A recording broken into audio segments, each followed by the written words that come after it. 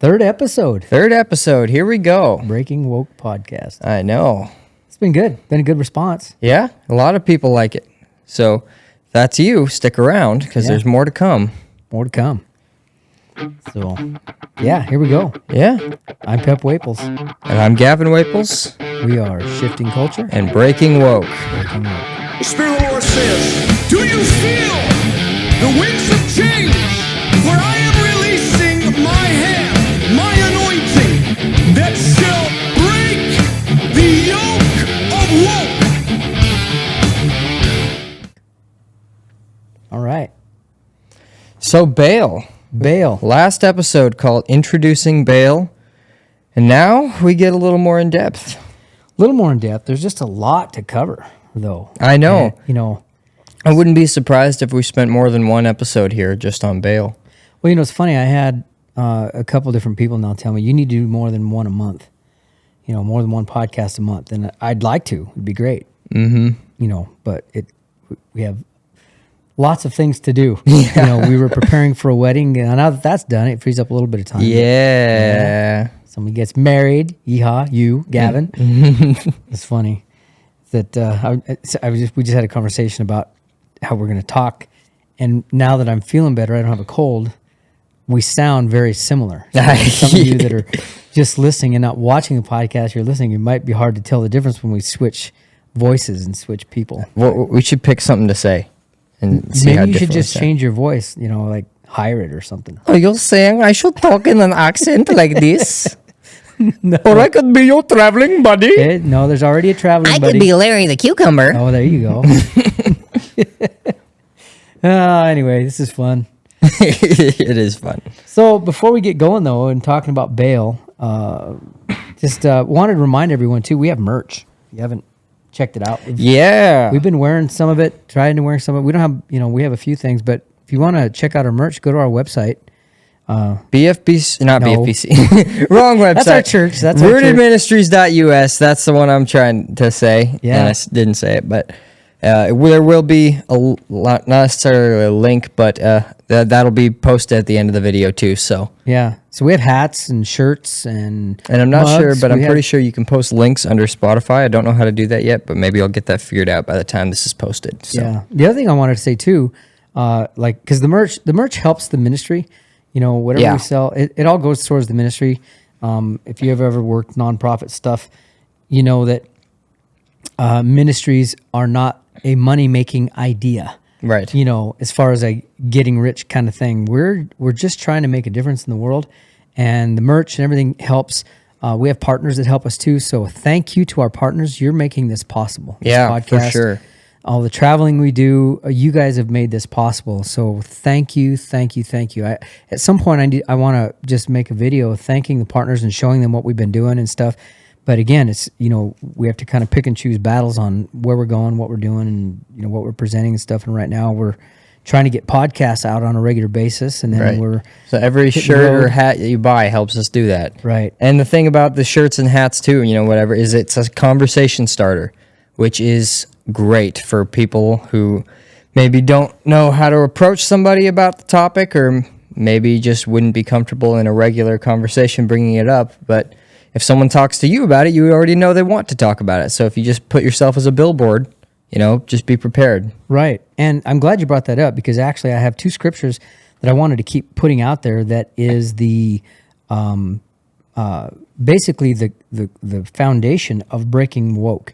It can be a combative topic. Sure. If somebody approaches it that way, but that is not our heart. I've said in previous podcasts that we are not at war with people. Right. God told me to wage a war on woke, and that's different than waging a war with people. It's different. Now, if you're close enough to woke and you're there while we punch woke in the face, you might feel it. Right. Mm-hmm. If you're that close to woke, you're going to get offended, you're going to get hurt, you're going to get your feelers broken. But that just means you need to get away from woke. Right. That's just how that works. But anyway, the two scriptures that I wanted to bring up, because there were two scriptures that hit me when after the Lord spoke to me about breaking woke. And actually, I'll just read the first one that he spoke to me first. It's in 2 Timothy. It's in 2 Timothy 2, And then it says in verse 23, 23, it says, "But avoid foolish and ignorant disputes, knowing that they generate strife. And a servant of the Lord," now this is for me, this is where it hit me, verse 24 actually, "a servant of the Lord must not quarrel, but be gentle to all, able to teach, patient, in humility correcting those who are in opposition. If God perhaps will grant them repentance, so that they may know the truth, and that they may come to their senses and escape the snare of the devil, having been taken captive by him to do his will." So in a nutshell, what this verse spoke to me is that, we can have a conversation that is controversial, that is in your face, but in our hearts, I approach this as a servant trying to free those who have been taken captive by the enemy to do his will. So that's why I wear the merch, because no matter how they look at it, I don't have to be standing there fists up to people. I don't have to do that because they're the slave. I'm not. Right. And I'm here to help get them set free. So if I take it from that approach, that I'm here to help them escape the snare of the enemy who has taken them captive so that they can do his will, that's where I'm coming from. And then the other scripture is in Romans. This was the other one that the Lord ministered to my heart. By the way, if you're not a Christian, you're listening to this, hopefully this helps you. This is the practical application of the Word of God to our lives. So anyway, in verse 16 here, Romans 6, verse 16, it says, "Do you not know that to whom you present yourselves slaves, to whom you obey, you are that one's slaves whom you obey, whether of sin leading to death or of obedience leading to righteousness." That was the other one. So when we talk about people who've been taken captive to do his will, they are a slave of the enemy, and they've made themselves that slave. There is a way of escape. God has made that way of escape through Jesus Christ, a relationship with him. And so the reason we're even going to talk about Baal again today is because, things have gotten so far away from God that slavery has crept back into the church. Most of society is a slave to the enemy, to these entities. Right. And I think that's kind of interesting, because I think that I believe we're going in depth in this a little bit in not too long, but we talk about being a slave to a master, and you may not even think you're a slave. It may not feel like you're a slave, but think about how much you can't do on the woke. You can't call someone this. You have to do it this way. This is the rules. You have to call them this pronoun because this is what they want. You can't use this word. That's not politically correct anymore. That is bondage. It's total bondage. I mean, just think about the alphabet soup that certain sides have to, accommodate to. Right. It's tiring. I mean, just that alone takes the breath out of you trying to keep up on, what is it? Is it LGBTQ? Is it LGBTQ A1 plus 2, 3, 4? What is it? I'm not trying to mock anybody. This is slavery, and this is what we're talking about. This is slavery to its uttermost. Right. But people think that they are free. People think that, I can go do whatever I want to my body. I can do whatever, and I am free. When the fact of the matter is, the fact that you're required by these entities to physically harm your body, to satisfy. I mean, there's just absurdity in thinking that you're free. You're not. Right. You're not. Mm-hmm. Yeah, to think you have to change yourself to become something you supposedly already are. Right. Yeah. See, and that's the thing. Our identity is hidden with Christ in God. Yeah. And if people could see that, I mean, the church gets a bad rap just from misunderstanding. Well, some people have actually done it. Over the years, we'll get into that later, because when we start talking about Ishtar, we'll talk about some of the way that the church has responded to the to that community, the rainbow community. That's easier. Don't use the rainbow. That's our thing. That's our thing. Alphabet soup community. Yeah, alphabet soup, though. That's just, okay, that's still too much. It's like, I don't know. We'll figure something out in regard to the community that's the woke community. We'll just put it that way. There we go. The woke community. That's easier. Yeah. So LGBT and allies and all. allies and all. So anyway, so what I want to really kind of hit on this episode is get a little more in depth into Baal. Right. 'Cause that's that. Okay. So let's go there, because Baal, talking about the bondage side of things, right? Baal, or we've talked about in the last podcast a little bit how Baal's whole thing is luring people away from God into a way that seems better, right, to them. Like, like in the old day sacrifice of Baal, or old day Baal worship included, child sacrifice for things like better harvest and things like that. And the modern Baal, it looks a little bit different, but it is the same thing, and it is still binding yourself because you're leaving God. I don't know how to say that right, but and it's funny because all of the things that Baal promises, God already promised in His Word. right, And that's where it says, like in Hosea 4:6, it says, "My people perish for a lack of knowledge." Mm-hmm. But then it also says, "And because you have not attained that knowledge," I'm paraphrasing now, but because you refuse to get that knowledge, the next part of that verse says, "I will forget your children." right, So the fact that you don't chase God means you're leaving your children in the dust. And that's some of the things where I want to start getting into. This might get a little harder in this episode because there's just been some conversations that I've had, and the things I've talked with different people that, man, they just don't see. They just don't see. I mean, when you what it looks like to actually serve Baal. We were going to look up the difference between worship and serve, because there is a difference between worshiping Baal and serving Baal.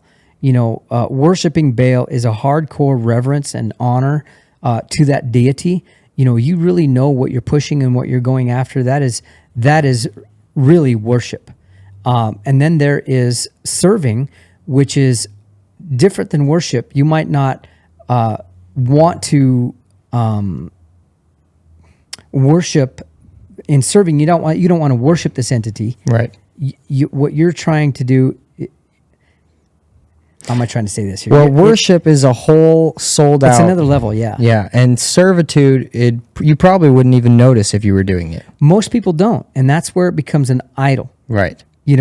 And hopefully this episode will help people begin to recognize what the idol in their life looks like. Where is this idol? And Yeah, let me there tell you go. something. Yeah. What is this idol? What does it look like? And I'm telling you, there's a lot of people who think they're honoring God, and they're actually not. They are honoring and serving Baal, Ishtar, or Moloch, one of those three. Right. Now, before I get going into all those three, I know we're focusing on just these three, but we have to remember that we're fighting a fallen set of entities, not just these three. It was Lucifer who swept away 1/3 of the angels with him. Right.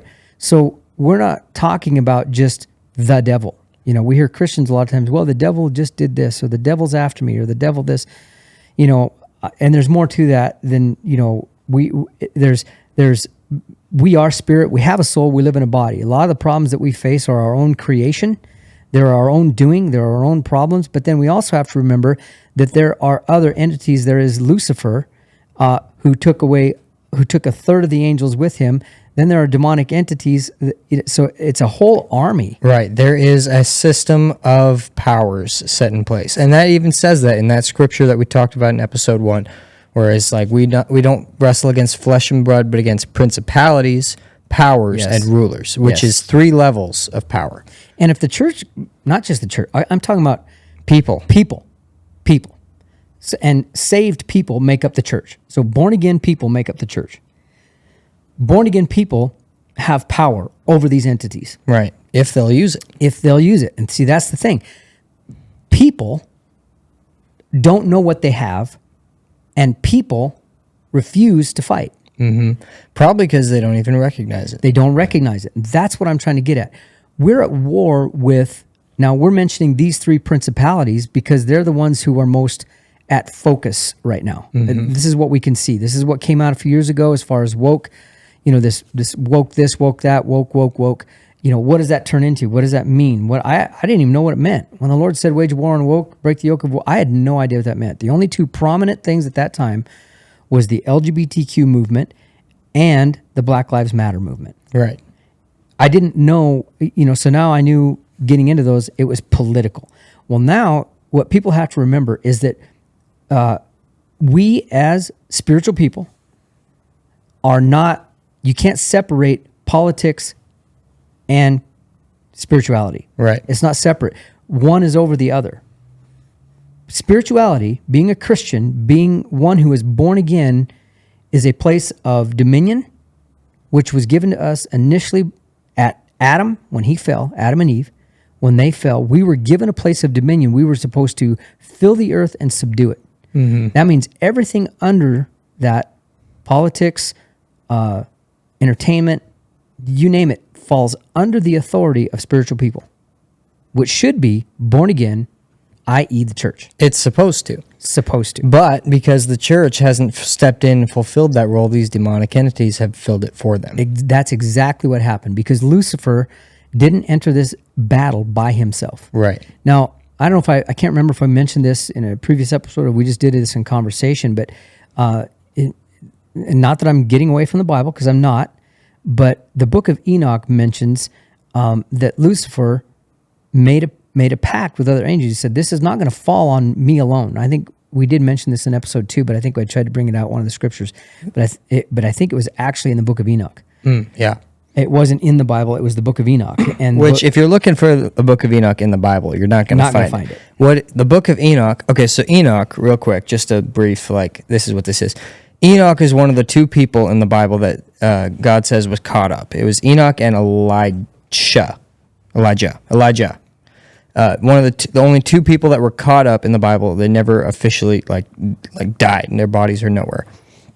And because he was early, like Adam's great grandson or something like that, way down the line, Noah's great grandfather. That's right. Probably a little closer. He was very close with God, and at one point he was just caught up. So he was a close relationship with God, and he wrote this book, or he's claimed to have written this book called the Book of Enoch. Well, what's interesting about it, what gives it legitimacy, is that it's quoted in the New Testament. Mm-hmm. Jesus quotes it, Paul quotes it, Peter quotes it. So there are quotes from the Book of Enoch from the men of God that are in the New Testament. So even though it is not scripturally canon, it is still considered significant commentary. Significant commentary. So this is why, you can take some of what they say in there and say, okay, I'm not going to consider it. Consider it. It can be considered. So the things that Enoch wrote, he was alive. It's believed that Adam and Enoch were alive at the same time during history. So all of the children that Adam had, Enoch saw, and they all had children over hundreds of years. So right, and you should be able to look at the genealogies and figure that much out. Right. So that's why So when we look at this now, the Book of Enoch said that Lucifer told all these other angels, "Hey, this isn't going to fall on me alone. Mm-hmm. If I do this, this curse is not going to be on me. We're all going to be cursed if this fails." And they took an oath. Together. So this is a war against a very formidable enemy that is smart, is organized, is planned. These angels were set for war. They were designed to protect humanity. They each had militaristic titles and jobs. Right. And this is what, if we could understand as human beings that we're up against an enemy who is very smart. But now here's the good news. Jesus defeated them. Right. So we can walk in his victory. It does take some labor to walk that out. You don't just get to sit on the couch and say, "Oh, yippee skippy." Mm-hmm. We have a responsibility, and this is where a lot of people have failed. Yeah. We have failed to step into our responsibility as eternal people to walk out the victory that Jesus gave us. And that's why Baal, Ishtar, and Moloch have taken such prominence in our society. Mm-hmm. Because it's just like any sort of military occupation. If the occupying force is not awake and ready, then the opposing force will move in and take it no problem. And that's exactly what we're seeing now. The church has gone to sleep and will Baal was the first wave of the attack, and that's probably what we should get into here, because the modern Baal looks different than he did in the Old Testament. Right. So I'm gonna read this. So if you're watching the podcast, you can see this on camera here. This, Return of the Gods by Jonathan Cahn. yes, It's a book. It's a book. This thing, you can see, look at all the markers I have in it. Papers I've got marked. I've highlighted this thing because this was so educational when it comes to waging this war on woke. And it really helped me. So there's a lot in here that as I read, I got to give credit to where credit is due, and that is Jonathan Cahn for what he wrote. Now, I'll admit, most of his books I had a hard time. His style of writing was hard for me to get through, but this was so educational for me. It really brought things to light, because as I'm reading this, I'm looking at my childhood. I'm seeing things that happened when I was a kid. I remembered things when I was a kid, how culture developed when I was a kid, and so I'm like, whoa, this is so crazy. Where now, things are so well established. The things that this is just normal life for people now. Anybody my age or even younger would probably not blink an eye. Right. Mm-hmm. Not even blink an eye at this stuff. So what I want to see here, let's see here. The modern day Baal, there's a point where he says, okay, so to gain dominion over the modern world. This is out of the Return of the Gods? This is out of the book, Return of the Gods. He's talking about why it's Return of the Gods. These have been around for thousands of years. They're spiritual beings. We are spiritual beings, but we try to put everything in our term of time, which makes us miss much of the story and misunderstand much of our own modern day world. Right. We don't have an understanding because we don't have the history. Right. Okay, so he's now talking about these gods, if you will, little g, that have come into the world and now or have been here for a long time, and how they're influencing the world. So he says here, it says, to gain dominion over the modern world, they could not appear as they had in ancient times, though there was still a remnant of those who worshipped them and who called them by name. They were of the fringe. So you can even say this. Now, call me a conspiracy theorist or whatever you want, but even now, there are people who still worship Baal as Baal. Right. They still worship Ishtar as Ishtar, or what was the other name she had? Moloch. Oh, Ashtaroth. Ashtaroth. She is worshipped as Ashtaroth. Mm-hmm. Same entity, same evil spirit, and then of course there's Moloch. So there are people still today, but they are of the fringe. So now, they're in the deep cult. Those are the ones that really go after these. But it says now, to the modern minds, the gods did not exist, and a few would serve them as if they believed and a few would serve them as if they did. So the gods came back in disguise. They altered their appearance. They took on new identities and gave themselves new names. They came as spirits of enlightenment, freedom, and power. Mm-hmm. They came as secular gods, new gods, alternate gods, gods that granted godhood, gods that denied they were gods, gods that declared there were no gods. They came as gods of the modern world. And so the gods returned. And having returned, they began working their dark magic, prodding and impelling, tempting and seducing, drawing away, uprooting what was planted and planting what was not, overturning, transforming, moving the ancient markers. And this is a big one right here. I'm going to pause right here. Moving the ancient markers.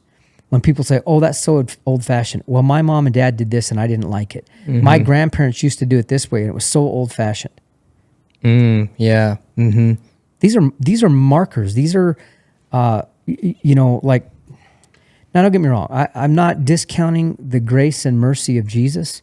There's a lot of things that God overlooks in our own lives. I'm not trying to say that. But years ago, it was taboo to have a tattoo. Right. Today, it's no big deal. Why? Because that marker is totally gone. Mm-hmm. Back in the 80s, earrings for guys in the left ear was the thing. If you had it in both ears or the right ear, you were gay. Mm-hmm. But the left ear was okay. But now, whoever came up with that standard, I don't know.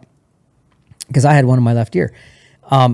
But later on, you read in the Bible that if a man had his ear pierced, it was because he was a slave. So nose piercings, ear piercings, it was because they were slaves. Tattoos were forbidden in the Bible. In the Old Testament, they were forbidden But yet now today it's an ancient marker that's totally removed. Right. But In the there- name of freedom and expression. Yes. Which is, anyway, I don't know how much we'll get into. This is kind of, This is like, okay, so for anybody watching, this is probably going to stir some pots, anyways,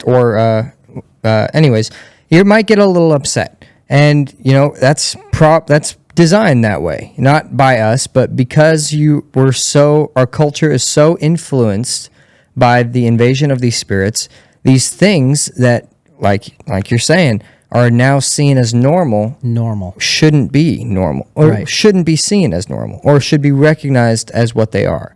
And if you have a tattoo, you're not going to hell. That's not what we're trying to say.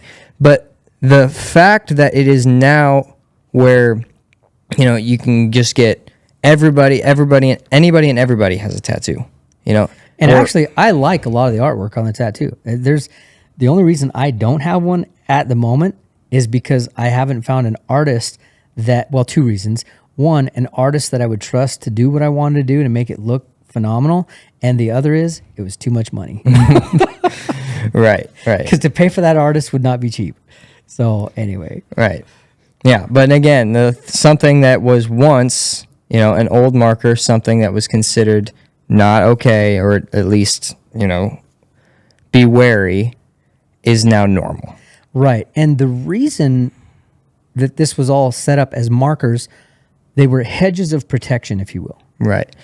Not that they're necessarily sins of themselves or even something that's going to get you to hell or whatever, but it's a searing of the conscience, something that desensitizes you to the influence of the spirit.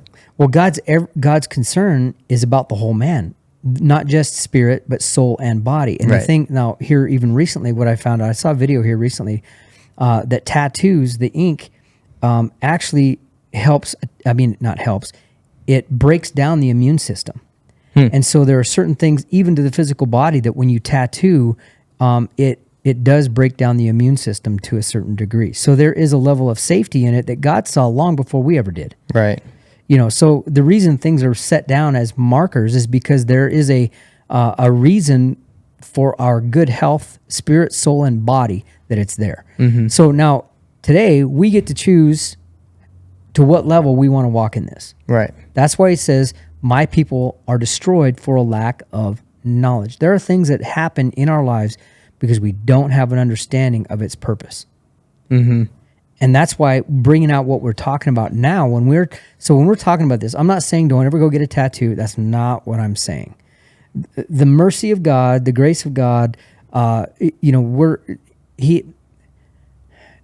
you have a tattoo, awesome. Cool. If you don't have a tattoo, awesome. Yeah. So anyway, that's because the argument isn't whether or not you have or do not have a tattoo. That's not what I'm saying. It's much bigger than something of a petty dispute. Way bigger. And that's what we read about in 2 Timothy. Avoid those kinds of disputes. Exactly. That's what we're trying to avoid. What I'm trying to get to is the deeper root of what's going on here, and that is the influence of Baal. And so what I'm trying to show here is how these spirits have come in and what they have done. Mm-hmm. So I'll pick up again here. It says, we're moving the ancient markers. He says, breaking down the ancient hedges and forcing open the ancient gates. Gates in the Old Testament were for protection of the city of an onslaught. So it says, and as seeds of their planting came to fruition, and their spirits infused more and more of the modern world, they grew still more powerful. And so the gods now dwell among us. They inhabit our institutions, walk the halls of our governments, cast votes in our legislatures, guide our corporations, gaze out from our skyscrapers, perform on our stages, and teach in our universities. They saturate our media, direct our news cycles, inspire our entertainment, and give voices to our songs. They perform... Stop right here for just a second. I saw a video here the other day of Barry Manilow, which you probably don't even know who he is. Not a clue. He was back in my mom's day. But he had a song back in the 80s that's when you sing it, it sounds... It's done from the piano, and it sounds so good. When you're just listening to the melody, it's like, pretty relaxed and laid back. Not my style of music, but it was pretty relaxed and laid back, and it sounded like it was a good song. If you could just sing along with it, no big deal. Well, basically, when you read the words as he's singing, he's literally singing as a spirit who is looking through his eyes. So the song is basically saying, I was here long before you, and now I'm singing through you. I mean, it's not the words, but I'm singing the song. You know the name of the song? No, I'll have to go back and look it up. Maybe we can bring it out in the next episode or something. But it's by Barry Manilow. I remember that because there's a video of him. He's sang it all the time on stage on a piano. So anyway, so it says, and give voices to our songs. They perform on our stages, in our theaters and stadiums. They light up our television sets and computer screens. They incite new movements and ideologies and convert others to their ends. They instruct our children and initiate them into their ways. They incite the multitudes. They drive otherwise rational people into irrational and some into frenzies, just as they had done in ancient times. Now listen to this. They demand our worship, our veneration, our submission, and our sacrifices. The gods are everywhere. They have permeated our culture. They have mastered our civilization. The gods are here. Mm-hmm. So in other words, what has happened is because spiritual people, i.e. the church, won't stand up and take their place. They're bowing to these entities, and now these entities have completely taken over. Yeah. Through compromise. Much of it is through compromise. And it's not just a one side of the political or music or anything spectrum. This is a permeation in every area. So no matter what party you support, or no matter what type of music you listen to, or what media you watch or don't watch or refuse to watch, it is everywhere. It is in every part of it because it is here. It's an occupation. It's an occupation. And that's where we as spiritual people, we have got to get to know God again. Mm-hmm. Because when we get to know God on a deeper level, and I'm not talking, America, it's funny because America thinks that because we have our Constitution, that we are spiritually right. Mm-hmm. And we're not. Right. We're very wrong spiritually. Mm-hmm. And these are some of the things like I'm going to get into this episode, maybe. We'll get into it as far as talking about what this looks like, because Baal, well, let's just talk about it. Baal. What he has done is he draws people away from God. So I'll read this. This is chapter 12 of the same book. But this will spark what we're looking for. It says, Baal was the god of prosperity. As the Lord of rains and fertility, he represented... Rains like rainfall? Rains, as in rainfall. Okay. Yeah. He represented increase, gain, and profit. The belief that he could bring fruitfulness to one's fields and vineyards was among the strongest of his appeals and weapons in his battle against the God of Israel.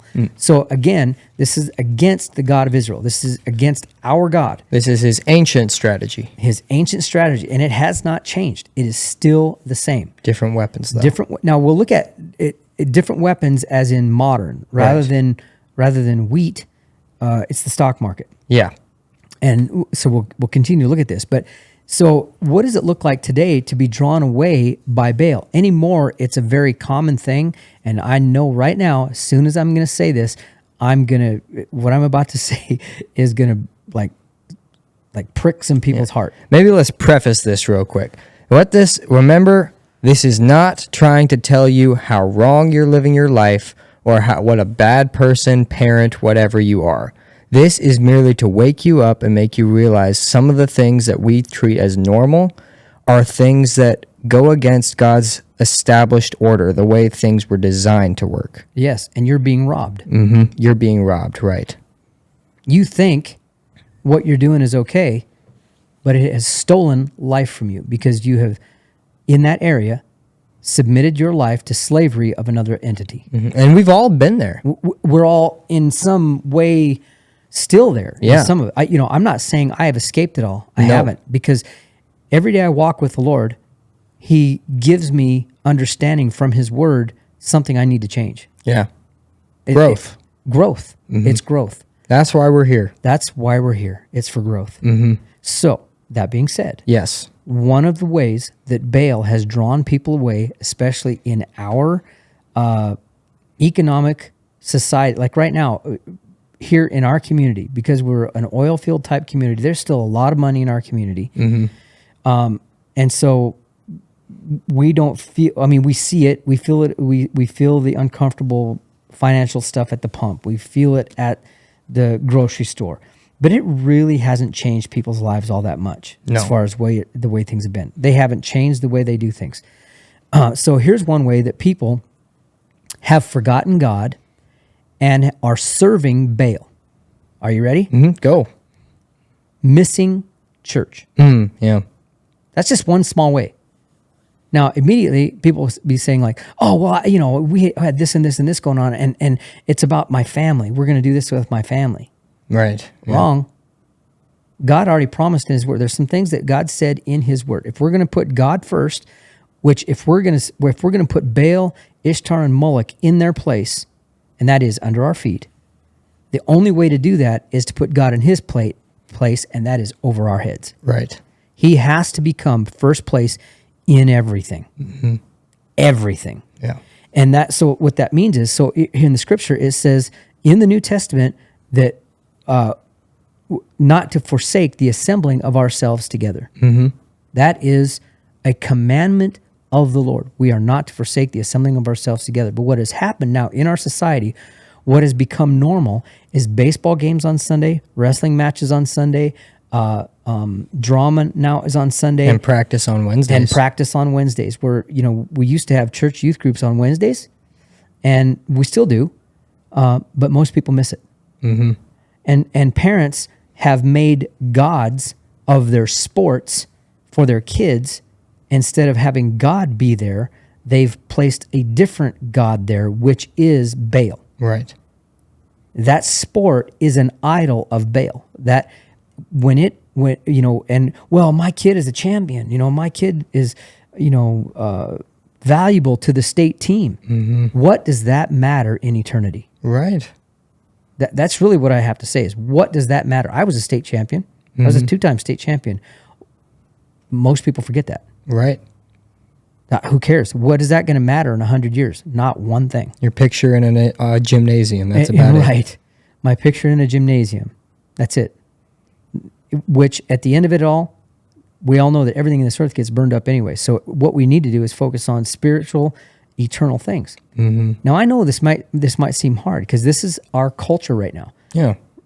Rodeo is a big thing right now, and we're in summertime, and you know, rodeo, going to the lake, going on vacation, whatever it is, people miss. Well, we can catch it online now. Yeah. I'm But sorry. is that assembling together? That is not. See, and that's what Baal does. Baal gives an alternative. Yeah.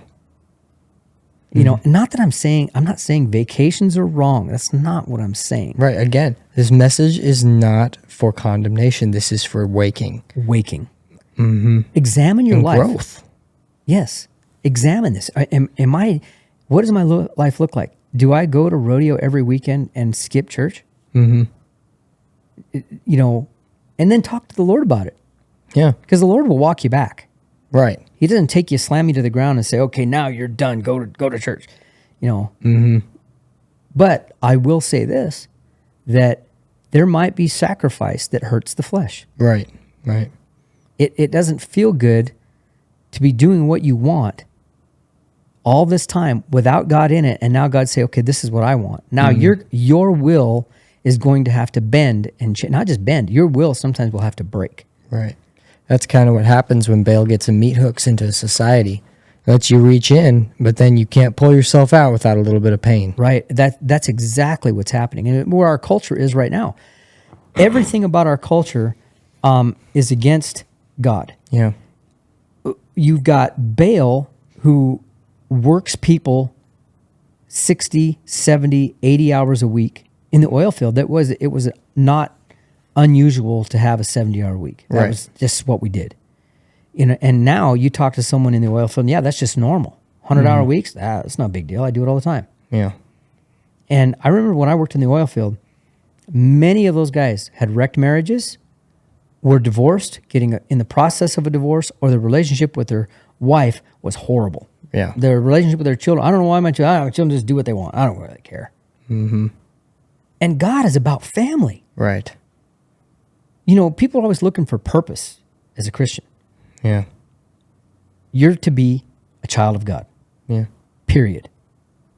And in relationship as a child of God, he will then show you what you're to do with your life that has eternal purpose. Mm-hmm. You don't have to go looking for it. You look for God and he shows you. Yeah, there you go. It gets me fired up because now that I see it, it makes me mad. Yeah. I can see where Baal is destroying lives. Mm-hmm. So let me read some more here about Baal because you've got to recognize how it came to pass in our society. So the lure of Baal. The lure of Baal had always been a present danger in American culture.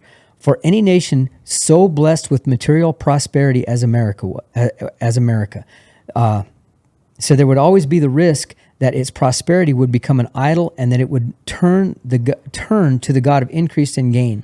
But America's departure from God in the late 20th century, the spirit of Baal became ascendant. Mm-hmm. So he rose. Right.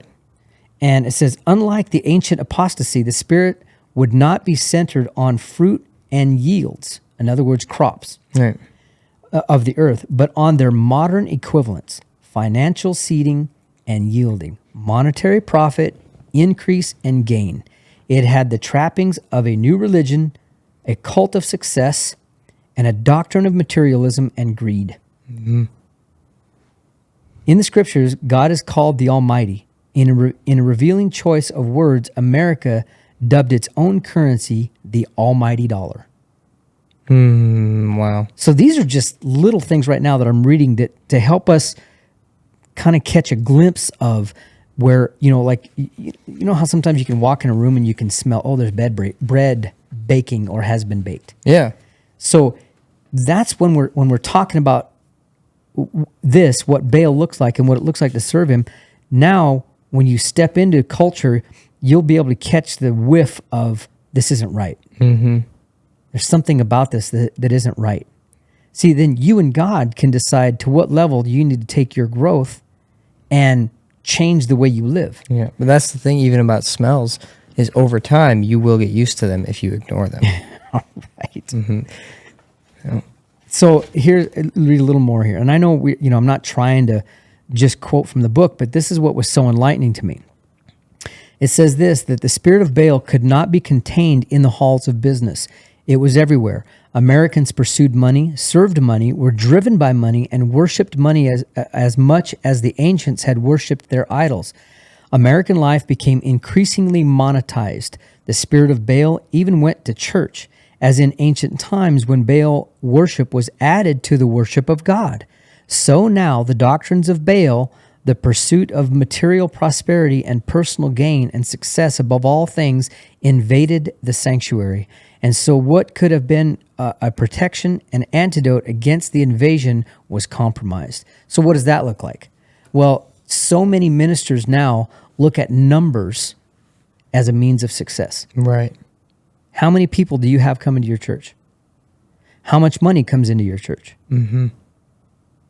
That's not walking by faith. We were told to live by faith means we operate on the word that God spoke. So when God told Abraham, step out and go to a place where I'm going to show you, that's what he was supposed to do. So now, do we all want success? Yes, we want success. Sure. But in the end, it's about, did I do what God said? Right. We need to relabel our definition of success. Right. It is not about dollars or numbers of any kind.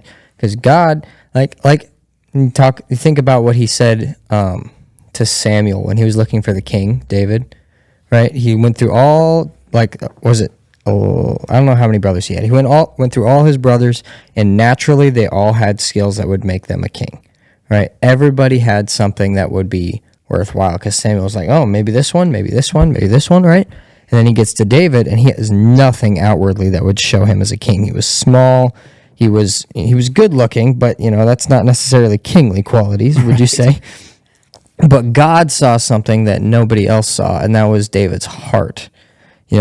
So there are things in this world that are worth more to God than any number or money, and that's what we should be looking for. That's exactly it. And what's worth more than money is us taking our place in what God is having us to do. Mm-hmm. You know, I shared before, about having to find out kind of the hard way when I had to go help clean up that suicide, where that kid committed suicide. That was a hard way to look and examine my own life to make sure I was doing something that was eternally fulfilling. Mm-hmm. Because Baal even tricked me. Just go into business for yourself and give money to the church. There's the compromise. Right. The alternative. The alternative. I had learned enough about the Word of God to know that, okay, giving, I should do that. Mm-hmm. So I thought, okay, well, I'll just go into business. I'll make money doing construction, and I'll give to the church. That was not the instruction of the Lord. So I left the God of the universe and served Baal. Mm-hmm. See how that works? Right. Even while serving God. Even while so-called serving. Well, I'm a Christian. Right. I mean, how many times have I heard that over the years? Well, I'm a Christian. I love the Lord. Mm-hmm. Yes, but you're serving Baal. Yeah. And that's what happens when, let's just be real here. Most kids are not going to make a career out of baseball. Right. Or football or rodeo. And even if they do, that only lasts so long. It only lasts so long, especially in, like, say, rodeo, or even football. Football, rodeo, they're all hard on the body. Mm-hmm. So let's just say somebody makes it in rodeo. What do they have? 5-year career, maybe? Mm-hmm. So, and it's all for the pursuit of wealth and fame. Right. Wealth and fame. Mm-hmm. So that in itself, you might be a Christian who loves God. You might know the Lord. But if your pursuit is fame and money, then all you're doing is serving Baal. Mm-hmm. Or even a lesser thing. Maybe you're not going to make the big leagues, or your kid's not going to make the big leagues. But you're like, oh, well, it's good. It teaches good teamwork or good sportsmanship, or it teaches you to be a hardworking individual, right? But is sport better at that than God? Exactly. And it was designed, that was supposed to be the job of mom and dad. Right. Yeah. And what we've done is we've cast them, our kids, onto the altar of Baal, and we're now allowing a system to do that same thing. Mm-hmm. A system who has coaches, teachers. Now, I know there are some who know the Lord and serve the Lord and all that, but for the majority, the system is against them because the system of education is taught inclusiveness. Right. So even if you're good, you might not get as much playing time. Right. Mm-hmm. So you're throwing your kids to the altars of Baal by saying, oh, sportsmanship is good for them. No, you're supposed to teach them sportsmanship. Right. And we have gotten lazy as parents, as Christians, and thought, oh, well, they'll do it. Mm-hmm. And then now we're mad because the coach isn't giving our kid playing time, or the coach is against our kid, or right. Whatever. I'm telling you, see, this is what has creeped into the church too. Mm-hmm. Basketball, football, wrestling, rodeo, sport has become the god. No, I shouldn't say a god, an idol, even within the Christian circles. Yeah, our churches. We'll miss guest speakers. Yeah. Because my kid has a game over in such and such a town and I have to stay the night. Mm-hmm. That game is not going to mean anything to that kid in 20 years. Right. I mean, I've got great memories of wrestling and winning, medals and stuff, but I got medals in a box right now. Right. I knew this was going to be different. This was going to be hard, this episode, but anyway, so let's keep going here. I want to read. It says, Baal was typically portrayed as a bearded and helmeted figure, holding a spear of lightning in his upraised hand. Some of his images show the horns of a bull coming up from his head or helmet. Baal's preeminent symbol was the bull. The bull embodied his power and his connection to fertility. So his idols came in the form of the helmeted man, but also in the form of a bull or metal or clay. It was America's financial realm, and in particular its stock market, and more in particular Wall Street, that epitomized the adulterated pursuit of money. It was there that the spirit of Baal is is it related to the nation's yield and prosperity and most clearly manifested. The prosperity of the stock market had long been tied to the prosperity of America as a whole. It was therefore striking that the symbol that had come to embody the prosperity of the stock market and America was the bull. Of course, the bull did not come to Wall Street because anyone was seeking a connection to Baal. Right. And this is what I want to get at. This is so sneaky. Yeah. Even the people who decided it probably didn't realize it. Probably not, because they were influenced by, they were away from God, so they just had this, I just had this idea. Where'd that idea come from? Right. Wasn't God. Mm-hmm. There's a movie, I think I've even said this in past episodes, but the movie Wonder Woman, where the lady making the poisons for the enemy, she's sitting in there and she's trying to figure out this complex formula for a poison or a bomb or something that was of mass destruction, and this entity that was the enemy came through unseen and whispers in her ear and flips a page, and all of a sudden this idea came to her and she created this mass destruction weapon because it came to her that way. So and then she took credit for it, of course, because she was, wise and whatever. So she was able to say, look what I did. And that's how this is in American life.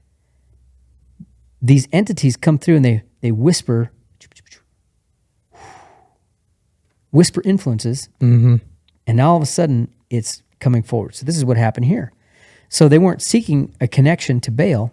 Now it says, nevertheless, it did come. The fact that the symbol of American prosperity was the same ancient symbol of national prosperity, and I messed up here. Let's see.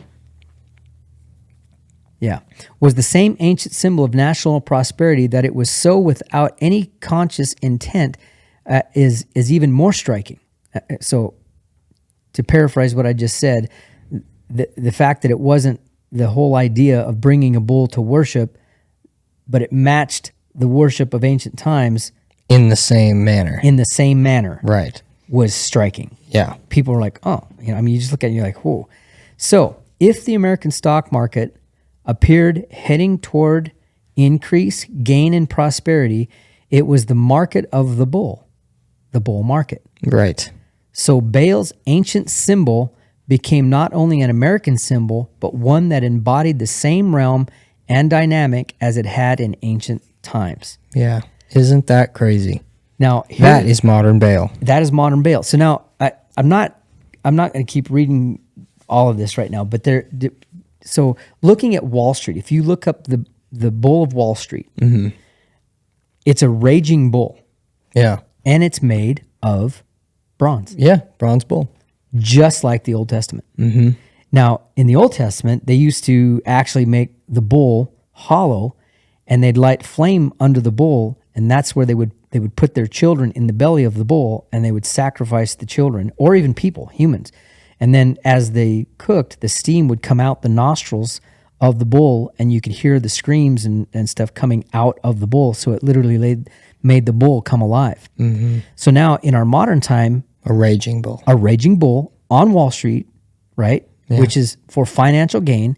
So this should tell you that Baal is in charge of our monetary system. And God has a way of you increasing. Yeah. And we are in the world, but not of the world. So we can take advantage of the things that are here, but we do it God's way. Right. And people have come against that prosperity in God. And that's part of the Baal culture too. Exactly it's saying God is not going to prosper you. I will prosper you, or you will prosper yourself. But God has designed us He's designed us to prosper. We are supposed to prosper because that's just how he is. He told us. Ancient Israel was very prosperous. Solomon was the richest man in the world, still. Envied by kings across the world. So going back to Baal now, on Wall Street, the bull on Wall Street. So here's the thing I wanted to point out, because if you could just catch this, if you can just see it, catch a whiff of it. Now when you see it, you'll smell it everywhere, you'll see it everywhere. And you'll never look at the stock market the same. You'll never look at anything the same. And now you'll start making little changes, because if you make a change, I make a change, they make a, each person begins to make a change. Pretty soon you have a culture shift. Yeah. Right? And that's the whole design, is that we begin to put God first and everything begins to shift in the right direction. Mm-hmm. So on Wall Street, you have this bull, and it came in the early 80s. This bull was placed. Now, here's the interesting part. It was placed right across from where George Washington was first sworn in. And where George Washington said, now I'm going to paraphrase, he said, if we ever forget God, that will be our downfall. Now, that's a paraphrase. Right. But if America ever forgets God, that will be our downfall. That was George Washington, the founder of our country. Mm-hmm.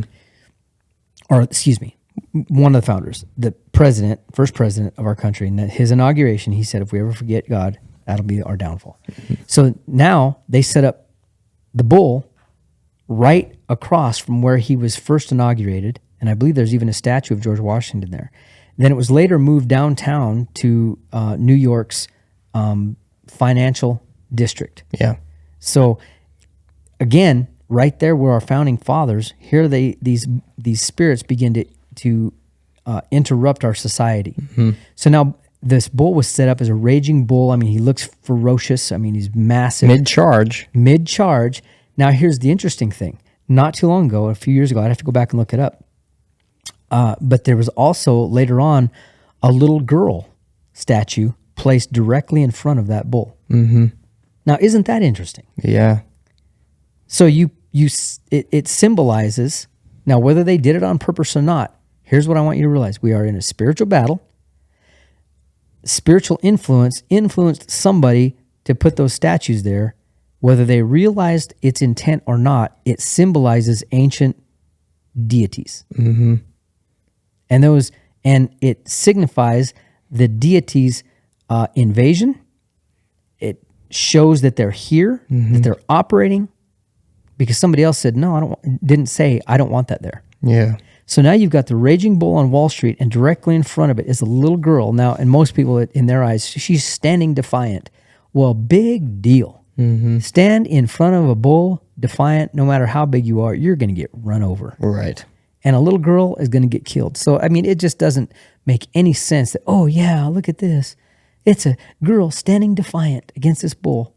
That's dumb. Mm-hmm. It's like those people in Yellowstone Park trying to pet a buffalo. Yeah, how did that work?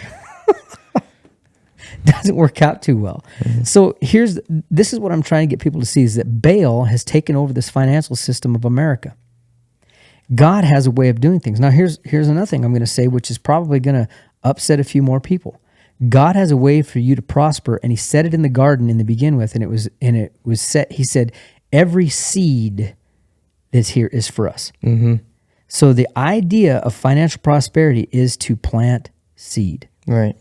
In every form. And in church, here's how it looks like for the Christian. We tithe and we give. Mm-hmm. So the tithe is to go to the storehouse. Right. And I know because I've talked to people over the years, well, I give my tithe to several different ministries. And I've heard that from some people who are pretty successful business people. Yeah. And just to be truthful, that's not where it belongs. Right. The tithe, according to the Word of God, belongs to the storehouse. The local church. It is not for you to decide to sort it out among other ministries because you don't trust if a church is going to handle it right. Mm-hmm. That is you becoming your own God and deciding to manage God's money the way you want to instead of the way he wants to. Right. And to God, it doesn't matter whether or not the church uses your money, right? It matters where you use your money. It's the individual call. Because if the church, and when I say church, if the pastor or the leadership of that organization misuses those finances, then they have to answer to God for that. Exactly. And I've even had people ask, as far as wanting to give their tithe to this ministry, and I refused it. Mm-hmm. No, your tithe goes to a local church. Right. That's where it goes. If you have something beyond the tithe that you want to, help Rooted Ministry do some things, and God prompts your heart to do that, that's what I'll take. And we will steward that to the best of our ability, because that's our responsibility. Mm-hmm. But when it comes to a financial gain, people think the more they keep and invest for themselves, that's how they succeed. And that's not how it works. We are to give wherever God tells us to give. Number one, the tithe Right. goes to the local church, The storehouse. the storehouse. And it's important that you have a church. And here's why. Here's just a little plug for that. That's the first reason. Well, Huh? that's one reason right there, What to have a storehouse. to have a storehouse, right? Because the storehouse, you can look at it as we are an army, right? Now we're against an army. What people don't realize is that the church is supposed to be our outpost. Each one of us should have an outpost that we go to. Instead, what Baal says is oh well, they don't have a very good children's ministry. Yeah. Well, their worship, they don't have a very good worship team. So, just listen online somewhere. You know, you like that guy on TV. And here's the crazy thing about this. They'll give a little bit of money, there, not even the tithe. They'll send it to this online minister. And then when something goes wrong in their life, they're looking for a local person to help them. Okay, I've kind of gotten on a little bit of a soapbox here. But anyway, I've been, around the ministry a little bit where, I've seen where people, you don't see them for sometimes years, and then all of a sudden something goes wrong in their life, and they're blaming God and asking you for help as a pastor. That was because they were drawn away, Right. seduced, enticed. Yeah. So Baal, that's what he does, is he draws people away. Number one, he promises financial prosperity. Number two, he promises fertility, basically he promises you expansion. Right. Yeah. You can do it without God. You can do whatever you want to do without God. And then he does things like, well, the church hurts you. Tries to blame the church. First of all, the church are just people. Right. Church means ecclesia, Right. ruling, governing body. That's what it means. We'll get into some of that later, but one of the things about ecclesia is that we are a ruling, governing body. That's why there's many ecclesias. We're supposed to be an occupying force. And when you have an occupying force, that means you have outposts in different areas that you're supposed to exert ruling power over that region. Right. That's why there's churches, and that's why it's important that you have a part Yeah. in that. Join a local church. Join a local church. Because Baal has gotten you away from God to the point where now you don't even know your place in a local church. Yeah. It's so funny. I heard some people here the other day, well, my ministry this and my ministry that. It just drives me nuts. Because their ministry, they're not even connected to a local church. But their ministry is to do X, Y, Z. Right. Anyway, enough of that soapbox. So, anyway, Baal draws people away from God. These are some of the things that hopefully that what I've done today is be able to just give a description, at least a little bit, of what you can see financially what that looks like. Familiarize yourself with his influence in the modern age. Let you know the smell of Baal. Yeah, I mean, that sounds bad, but it's kind of like the aroma of bread, but in a nasty way. Because now once you see it, I know for me, once I see something, I can see it. And you can talk to someone and you can hear it in their conversation. Yeah. You watch a TV program and you can see the influence being pushed on television. So some of the things too, I want to just drop this in. As we keep moving forward with this, I might not always stick with Baal, because something that just recently happened was the assassination attempt on President Trump. Right. That'll be a couple weeks ago by the time this comes out. Yeah, weeks ago. So, but what's interesting about that is what I want people to see from that is an attack from Moloch. What people don't understand, it's just the opposition political party. No, this is a spiritual thing. Right. And so there's some of our episodes, there's actually something I want to get into later on that I'm in retrospect looking on my walk with the Lord and how he brought me back from the ministry, and why certain things that were said now back then is important now. Because he showed me some things in regard to like politicians and different things that now I'm seeing the connection, the spiritual connection that I hopefully can get out, to other people, but we'll see. Yeah. Yeah. So that's Baal in the modern age for now. Yep. That's episode 3. Episode 3. Join us again. Yeah. Come back for more. We got more to come. So stick around. You can watch us on Spotify, YouTube, Apple Podcasts, a lot of places. But and check out our website. Help spread the word and spread the message. Spread the message. See ya. See you next time.